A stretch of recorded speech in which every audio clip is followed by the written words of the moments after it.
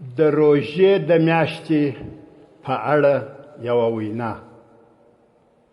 خوندو او ورونو، په عربي ژبه کې د هجري قمري کال په 12 میاشتو کښې 9مه میاشت د رمضان المبارک په نامه سره یادیږي، او دغه میاشت د اسلام د 5 بناو څخه په یوه بنا او یو لوی عبادت پورې خاصه شوې ده، چې هغه عبادت ته په عربي کې صوم یا صیام وایي. نو د میاشتې نوم رمضان المبارک دی، او د عبادت نوم یې صوم یا صیام دی، چې دغه صوم یا صیام د مسلمانۍ د 5 بناو څخه څلرمه او یوه لویه بنا ده. خو موږ په پښتو کښې دغه د کال 9مه میاشت روژه یا د روژې میاشت بولو، او هغه لوی عبادت ته چې په دغه میاشت کې کیږي هم روژه وایو. نو دغه د روژې میاشت د روژې نیولو یا عبادت کولو میاشت ده، نه د خوړلو او چښلو یا د میلو او چرچو، ورقو او سترنج میاشت ده. مګر که ته د دغې میاشتې د لومړۍ ورځې څخه د خلقو حال ته وګورې، دا خیال او ګمان به دې سي چې خلق دغه د روژې تر میاشتې د مخه خواړه نه خوړل، او اوس د دغې میاشتې په راتګ سره غواړي چې خواړه وخوري. داسې ښکاري لکه تر دغه میاشتې د مخه چې خلقو روژې نیولې. دا ځکه که ته اوس په هغو بازارونو او هغو مارکیټونو کې وګورې چې هلته د خوړو یا ارتزاقي مواد خرڅېږي، یا د سابه او سبزیجاتو دکانونو ته وګورې، همدارنګه د قصابیو او میوه‌جاتو دکانونو ته وګورې، هلته به داسې ګڼه ګوڼه او بیروبار ووینې چې دا خیال به دې سي چې دغه شیان مفت او بې له قیمته ورکوي، او په ټول کال کې به دې دغسې حال نه وي لیدلی. که ته پوښتنه وکړې چې دا ولې داسې حال دی، په جواب کې به درته وویل سي چې د روژې میاشت نه ده. دلته به دې یقین سي چې دا د روژې میاشت نه بلکې د خوړلو میاشت ده. نو د روژې په میاشت کې د خلقو مقصد او مفهوم خوړل او خوړل دي. نارینه مو له سهاره تر ماښامه د خوړو په رانیولو او د ضروریاتو په پوره کولو پسې ستړي وي، او ښځې مو د ماپښین څخه بیا تر ماښامه د خوړو په پخولو په اشپزخانه کې ولاړې وي، او د کورنۍ غړي که ښځې وي که نارینه له ماښامه تر سپېدو چاودلو په خوړلو مشغوله وي. نو اوس تاسې ووایاست چې د روژې میاشت مو په څه شي تېرېږي، په روژه او که په خوړلو؟ یو شیخ وایي یوه سړي زنګ راته وواهه او پوښتنه یې کول چې د خوړو خوړل خو د سهار د اذان سره پرېښول کېږي، مګر زما پوښتنه دا ده چې د اذان د لومړي الله اکبر سره خوله بنده کړم، او که د اذان د آخري کلمې لا اله الا الله سره خوله بنده کړم؟ د ده مقصد دا و چې د اذان تر آخره خواړه وخوري. شیخ وایي ما ورته وویل کله چې د ماښام اذان نارسي، ته خپله روژه د لومړي الله اکبر سره ماتوې، او که د آخري کلمې لا اله الا الله سره روژه ماتوې؟ ده ویل نه، د لومړي الله اکبر سره روژه ماتوم.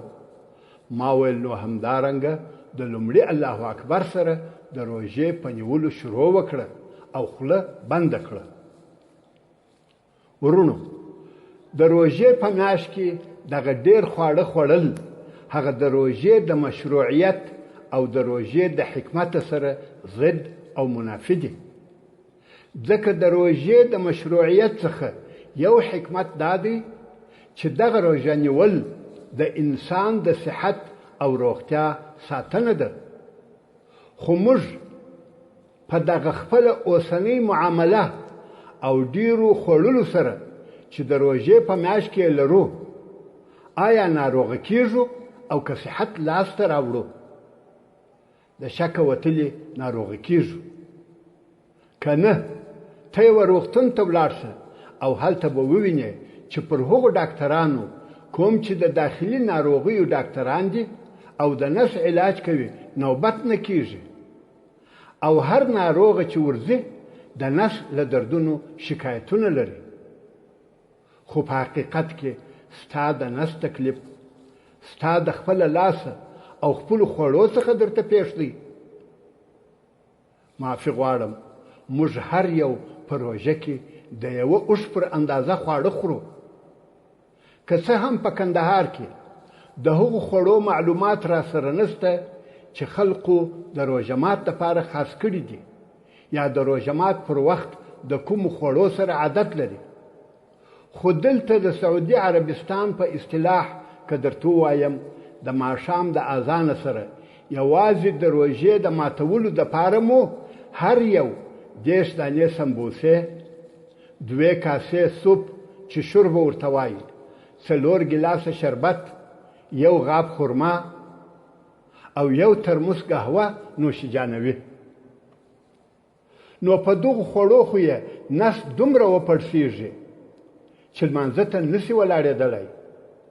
تر دغه خوړلو وروسته د ماښام د لمانځه د ادا کولو دپاره په ډېر زحمت سره مسجد ته ولاړ شي.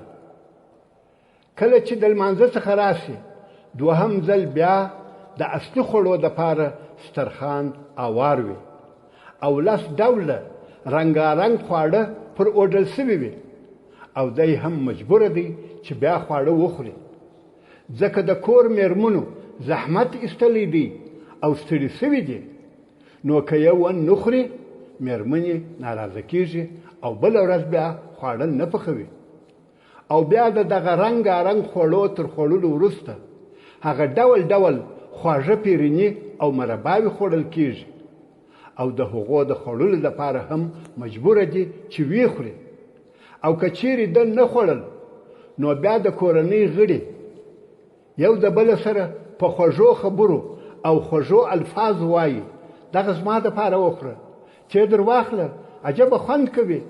نو تر هغو یې خوري چې نس یې د چاودېدلو تر حالته پورې ورسېږي. بیا چې د ماخستن د لمانځه او د تراویح وخت سي نو دی بیچاره دونه دروند وي چې لمونځ خو څه کوي بلکې د لاس پرېوللو دپاره هم نسي ولاړېدلی. او بیا چې لمانځه ته ځي نو په داسې امام او داسې تراویحو پسې ګرځي چې په اسانه سره لمونځ کوي او په تراویح کې کوچني کوچني سورتونه وایي او ټول لمونځ او تراویح په 25 دقیقو کې پای ته رسوي، ځکه د ده نس ډک دی. دی لکه هغه دروند موټر چې پر لوړه نسي ختلی.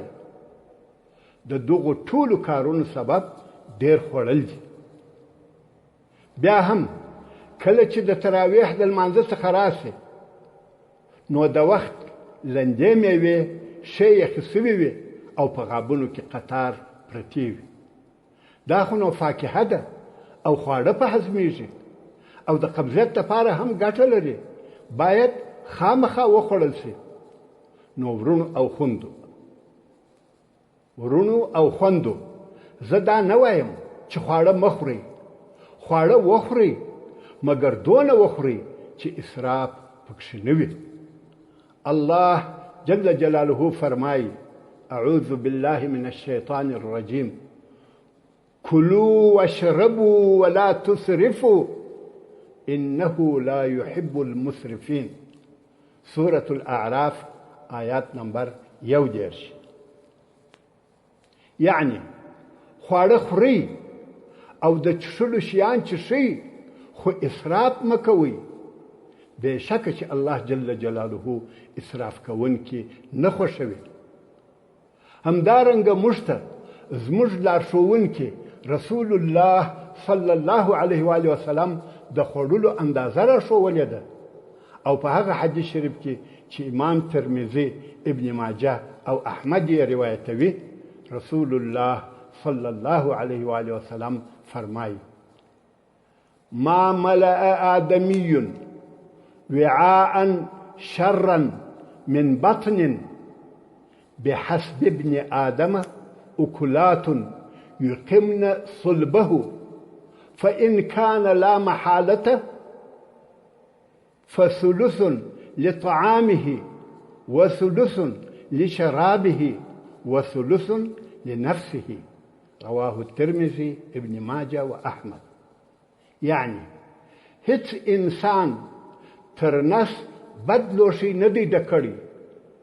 د ابن آدم د پاره فقط څو ګولې یا لقمې کافي دي چې د بدن وده په وکړي، او که بیا هم خامخا خواړه خوري نو د معدې درېیمه حصه د خوړلو د پاره ده، او بل درېیمه حصه یې د چښلو د پاره ده، او بل درېیمه حصه یې باید خالی او د ساکښلو د پاره وي. خو موږ دغه ټولې درې سره حصې د خوړلو د پاره خاصې کړي دي.